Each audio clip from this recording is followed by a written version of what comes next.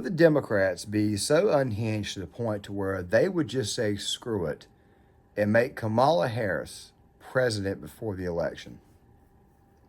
I've touched on this issue before, but honestly, I want to look at it again because, quite frankly, I think it is a very, very, very strong possibility, and you guys will see why over the course of this video. But this one reminds me of that prediction that Roger Stone made at, I think it was TPUSA. Let me replay that for you guys. Of many years in American politics, I'm going to tell you something somewhat shocking. Joe Biden will not be the nominee of the Democratic Party in 2024. Kamala Harris will briefly become president, but the only way in their party they can replace a woman of color is with another woman of color. And yes, you heard it here first. The Democratic nominee for president will be Michelle Obama. That's on the table. They have already rigged their primaries.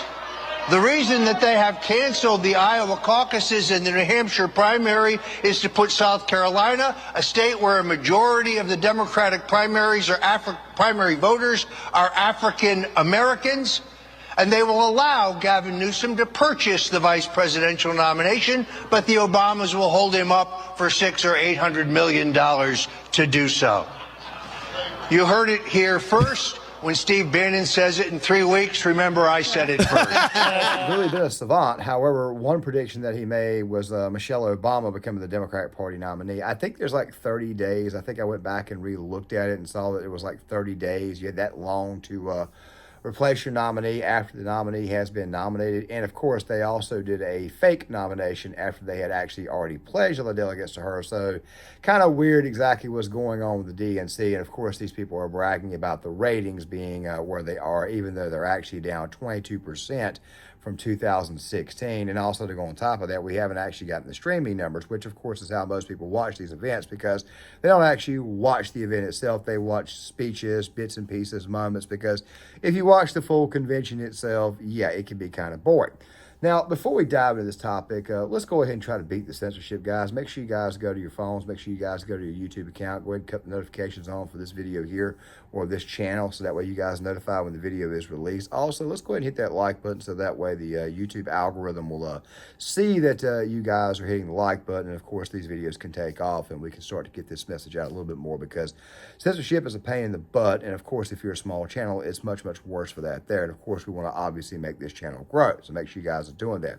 So let's go ahead and get to this. So this topic came up the other day from Mr. Reagan. He brought this up, and of course, he had a pretty good assessment on it. Now, I'm going to link the full video in the description box, so that way you guys know that I'm not just stealing this guy's content just to be stealing it. But obviously, Mr. Reagan is a very, very good channel, very, very smart guy. And he makes a lot of very good points. And he, too, like Roger Stone, does a pretty good job of, how do I say, kind of telling you what's about to happen. Now, before I play this little clip for you guys, I want you guys to know something really quick. We're hearing a lot about Robert F. Kennedy dropping out of the race. I even did a video on this yesterday. I kind of mentioned it in my video that I posted in the late segment, the 5 o'clock period. And of course, the word is he's about to endorse former President Trump. Now, we'll probably get a little bit more in detail tomorrow. That would be video number 2. And of course, we'll probably come back on Friday with a recap of the DNC. But that video is going to be coming out tomorrow to go along with this one right here. Just giving you guys a bit of a heads up. But I wanted to make sure everything is definitive before I release a video on what exactly happened or how it actually transpired. But let me go ahead and roll this segment for you guys. An October surprise can be a totally random thing, or it can be intentional. A campaign can do something so radical that it completely changes the trajectory of the race. And I think that is what the Democrats will do. And this is why I believe Kamala will be the next president. You see, people forget that Kamala Harris is right now the vice president. She doesn't actually have to beat Trump to become the next president. She just needs Joe Biden to step down. And that, I believe, is exactly what's going to happen. I believe that sometime in October, probably in the 2nd or 3rd week, Joe Biden will step down. This will accomplish a number of things, but the primary thing it'll do is it'll put a massive... I think this is a very, very strong possibility. However, I want to say this right now. I don't think it'll be an October surprise. I think it'll actually be something different. But we'll talk about that in a second. I'll give you guys my rationale. Okay, now guys, I did tell you I would give my rationale right after I played that clip for you guys. But before I give you guys my rationale, I want to play Roger Stone for you guys one more time. And here's the reason why. Stone has been correct about everything so far, okay? He was correct about the impeachment. He was correct about the second impeachment. He was correct about them trying to bankrupt the man. He was also correct not only about them trying to bankrupt the man, but them actually trying to lock the man up. By the way, Trump's sentencing date, that could still happen. I don't think they're that ballsy, but then again, at the same time, though, they are, in fact, unhinged, which is kind of a, I don't know, maybe a bit of a contradiction coming from me because we're talking about them being so unhinged that they can make a woman president who's already the vice president that nobody really and truly likes, who, by the way, they got to manufacture numbers for to make her look good. But yet here I am thinking to myself, they won't actually throw him in the election, in jail. Before the election, they know that if they do that right there, the votes will come out in full force. We'll probably do another video on that at a later date. But still, the point is this right here. Roger Stone has been almost like a daggone savant when it comes to predicting this type of thing, and he's called almost everything correct to a T. Also, something else too is Michelle Obama prediction. Even though that has not actually happened, like I said, it looks like they can actually replace Kamala if they actually need to 30 days from now. And let's be honest, the Obamas are desperate to keep Trump out of office. Which brings us back to Roger Stone. And that was all orchestrated by Barack Obama. It was Obama who cut off the money.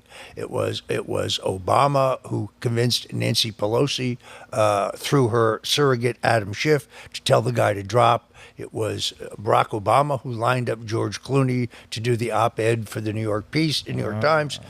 The media tells us the other way around. Not a chance. He orchestrated this. Now, he also did not immediately endorse Kamala Harris because I think he still has very grave reservations about her ability to win a general election. This morning's news is that he has endorsed her. But again, I point out to you, nobody here is legally bound, and their convention is not until August 19th. And that's a lifetime in politics. Let's see how sure-footed she is on the campaign trail. Unless they intend to hide her in the basement like they did Joe, she's not good on her feet. She's demonstrated that. And as for the $100 million that they brought in, how much of that is real? I mean, we now have a pattern of people giving hundreds of small or medium-sized donations, but when you contact them, they have no idea what you're talking about. Act Blue, what is that? So there's a major campaign finance scandal. If you guys have been around elections, if you guys have been involved in politics, then you know that just about every single election cycle, there's always some form of October surprise. Or in some cases, there could be a September situation where a party literally throws their voters under the bus, or they decide not to do for their voters. I'm talking about 2022 in September when Republicans agreed to that extremely horrible budget when they needed their base, especially the Trump base, because it's a separate base within the base, to actually show up and vote. And these people wonder why they didn't do well that election cycle, or they underperformed. Still, though, October surprises do in fact occur. However, I personally think that the October surprise this time around will probably be the economy. Seeing how it is that we just found out that 818,000 jobs were not reported in 2000. Let's just I'll put it this way here. They were reported as being actual jobs in the overall jobs count that Biden loves to brag about, even though we mostly, for the most part, we know that these right here are bounce back jobs and part-time jobs and jobs in hospitality and jobs that are given to people who, quite frankly, shouldn't be here.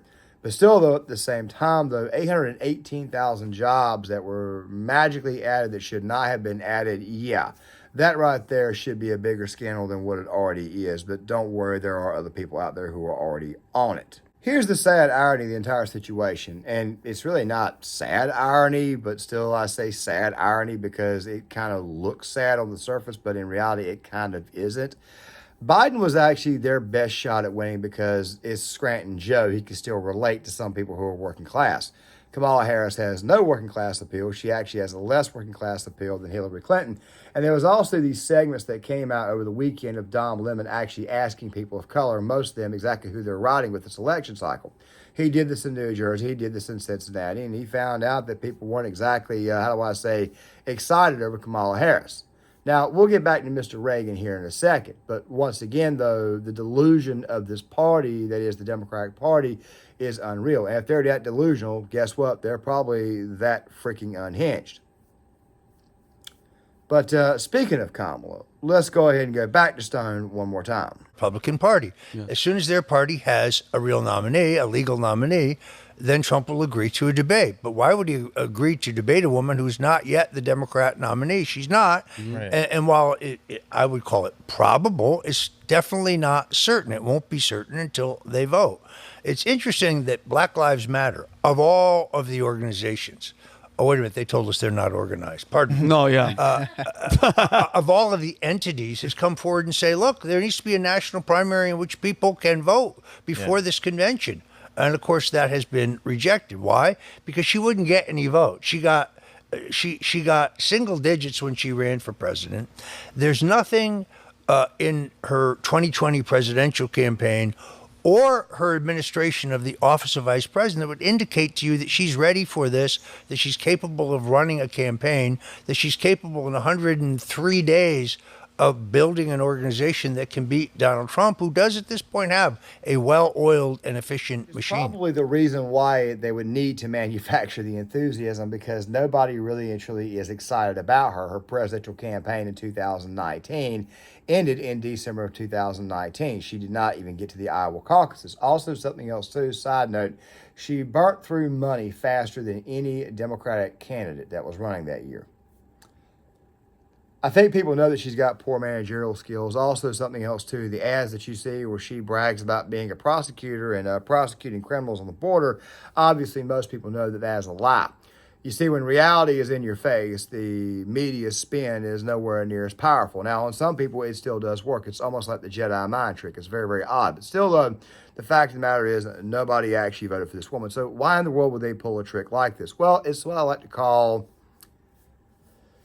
the facade that they would put on people. Now, before I talk about this facade and explain this facade, I'm going to go ahead and use the rest of what Mr. Reagan was saying to kind of help prime this. So let's go ahead and get back to it. He showers her with praise, and they repeat the absurd narrative that everything about Kamala Harris is amazing and perfect. But people won't just buy that adulation forever without some substance behind it.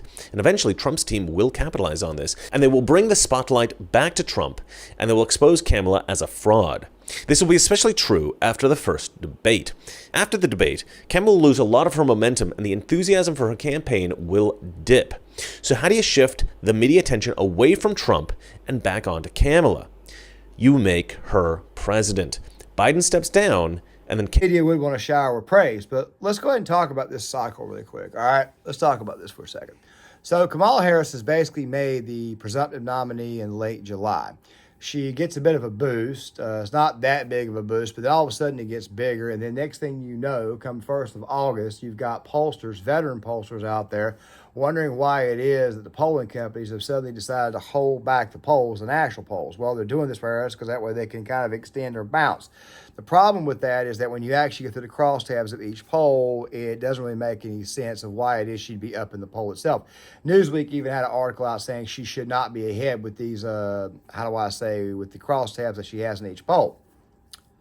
Of course, some companies like, say, Rasmussen, who've actually got a much more bipartisan model now. It used to be a more Republican model, but now it's more bipartisan. And, of course, Haley's group, Trafalgar, and all the other lower-known pollsters. And, by the way, some of these pollsters include the Democracy Institute, and I think it's J&B out of England. They're actually pretty good. The one that the Daily Mail uses, they're actually pretty good.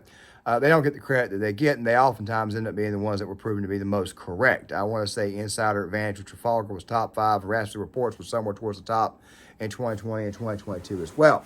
But still, though, polls can obviously be deceiving. So what happens? You get a bounce here, and then at the DNC, you get another bounce. Even though a lot of people are calling this probably one of the worst DNCs of record, a lot of people are already saying that most of her bounce is already baked in.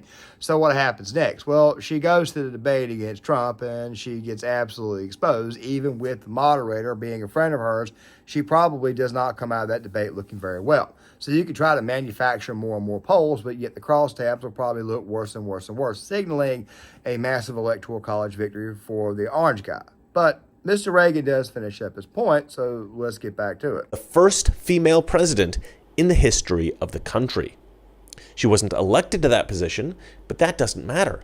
She's just made history. She's the first woman president of the United States of America. You could not find a woman less worthy of this position, and yet this, I believe, is what the Democrats plan to do. And why am I so convinced that they'll do this? Because it's too good of an idea. First female president, and also to go on top of that, she's black. Even though obviously she's not black.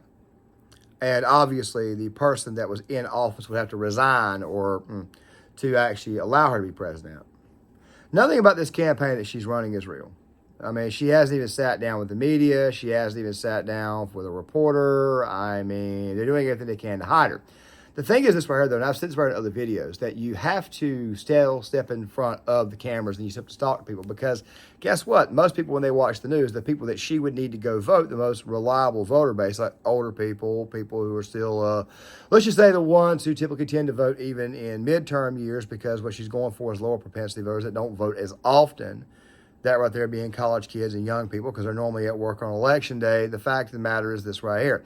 The people that she needs to win over, they typically tend to watch network news. They do have social media accounts and they'll come across an article, but of course, I don't know how many times I've seen people fall for the whole Obi-Wan Kenobi. If you don't share this, it's because you're ashamed to have Jesus only walk up. Yeah, it's one of those memes they use to get old people with. Don't even get me started on that. If you've ever seen it, I'll try to edit in a photo of it. But still, the point is this right here. At some point in time, you have to go in front of the media. So what do? Well, you manufacture a bounce, and then you manufacture a second bounce, even though Kamala Harris was losing in all the polls long before she became the presumptive nominee. And then after the debate is over with, when her momentum is fully gone, what do? Well, you make her president so that way she gets another boost. But let's watch this last part. Former Democrat who has turned into a Trump supporter, and he was worried about the new excitement over Kamala. And I explained this whole idea I have to him, and his response was, well, he freaked out. He said, Chris, that is brilliant. That is so brilliant, actually, that they have to do it. And he's exactly right. And for those of us who care about this country, this is a tragedy. The next president should be a person who deserves the position. They should be someone who cares about this country and who has the qualities necessary to improve this. Now, before I answer this last bit, I want to go ahead and say this. I want to link Mr. Reagan's full video in the description box for you guys to see. I'm going to link it there so that way you guys can see it. I want to go ahead and kind of let the cat out of the bag. Mr. Reagan is very smart, I think his takes are pretty good. He is still saying what I'm saying. He's still predicting a Trump win, only if you actually go out there and go vote. You have to go out there and go physically vote. He's predicting the exact same thing. He's making his assumption based upon the fact that he knows what I know, that many other people know, that this entire campaign that the Democratic Party is running is absolutely 100% fake. It's the facade. Yes, when somebody says that when people say suppression polls exist, when they call you crazy, no, you're not crazy at all. What they're doing is they're overrepresenting certain portions within those polls to make the person look a little bit bigger. Go back to the IMBD or go back to the IBD TIPP poll. They poll people based upon actual area of the country, and they all saw the same thing with Kamala Harris's boost. It was all coming from the West Coast. Last I checked, those states were not, purple. They were dark blue. That right there being Washington, Oregon, and California. So just go ahead and know right off the bat, if you see a poll like this, just go ahead and assume that the poll is not trustworthy. Even if it's a positive poll for the orange guy or for your guy, you still got to go out there and physically vote anyways. Basically, the point of this entire situation is to go ahead and let people know that everything that Kamala Harris does is in fact fake. And everything that the mainstream media does is entirely fake. Let me say this really quick. The mainstream media has not gotten anything right at all. Any prediction that they've made this year hasn't come true, or it's been the exact opposite. Something has obviously gone wrong every time these people open up their fat mouths.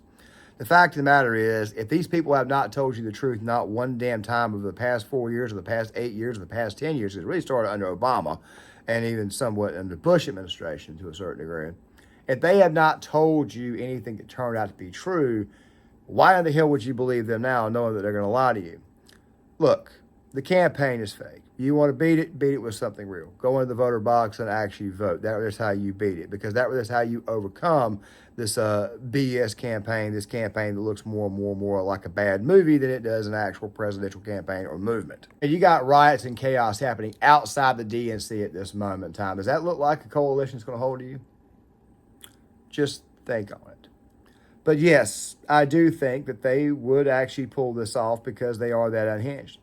However, my theory has always been that they would wait till after the election was over with. You see, my feeling is that they would do the normal Democrat chicanery, and these people got so much hubris, they probably think that Trump's base is nowhere near as big as it is when it's actually a lot bigger. I mean, look at this right here. You got people like Tim Pool out there blackpilling, even though you got a chart here that shows Republican registrations, Republican voter registrations through the roof. In some states, we're actually outnumbering Democrats now, like in Nevada and Arizona. Makes you kind of wonder why these blackpillers even exist. But still, though, at the same time, they would do this. You see, like I said, my thinking is that they have complete total hubris. They would do it after the election, after they've lost. They're just that unhinged. By the way, commies, they typically tend to raise hell the most when they lose. Go back and look at the Russian Revolution. They got their asses kicked in that election there. That is what the hell ultimately started the Civil War. I know somebody's probably going to dispute that, but quite frankly, I don't care. The fact of the matter is this right here. I still believe that their plan is to get her in and then utilize what they did back in 2020, what Trump was considering doing in 2020 to overturn it. That's what I think that they'll try to do. However, the attempt will, in fact, be unsuccessful. Probably do another video on that as we get closer to the election, but still, though, at the same time, this right is what I think is going to happen. These people are, in fact, capable of it. With that right there being said, though, guys, please make sure you guys hit the like button, subscribe, share the video, sign off in the comment section. I'm going to start releasing the first video of the day in the 12 o'clock Eastern Standard Time hour, and then the second was going to probably at like between 4 and 6. Let you guys know ahead of time when the video is going to come out. Still, though, please hit the like button, subscribe, share the video, sign off in the comment section, and I'll see you guys later.